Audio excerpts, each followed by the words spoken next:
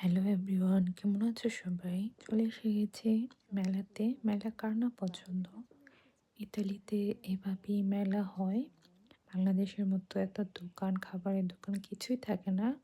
শুধু রাইডস থাকে বাচ্চাদের থেকে শুরু করে বড় মানুষের সবার জন্য।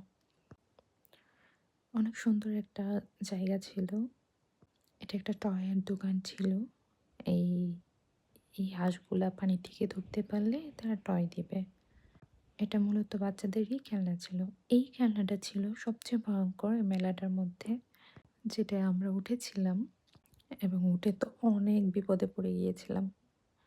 এই খেলনাটা অনেক সুন্দর। এটা আমার অনেক পছন্দ। এটা বাংলাদেশেও এখন চলছে। আমার ছেলে তো এটার দিকেই তাকিয়েছিল।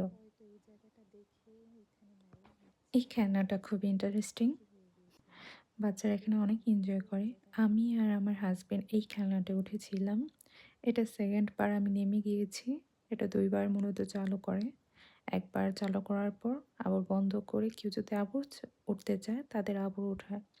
যেহেতু আমি এটার মধ্যে উঠে পুরাই অবাক, আমি তো মরার অবস্থা, এরকম একটা অবস্থা। আমি পুরাই কি বলবো, বলার ভাষা ছিল না আমার।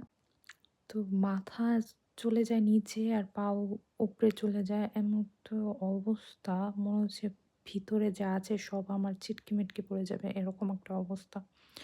তো আমি তো কানে ধরেছি আমি কখনোই এটায় আর উঠবো না। তো 2nd বার আমার হাসব্যান্ড একাই উঠেছে। আমি আর উঠিনি। আমি নেমে গিয়েছি। আমার ছেলেকে নিয়ে এখানে দাঁড়িয়ে ওর ভিডিওটা করেছিলাম আমি।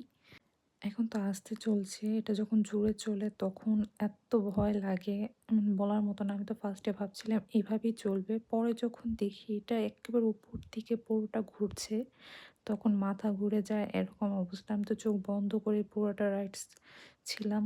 দেন আমি 2nd টাইম আর উঠিনি। পরে ও একাই উঠেছিল।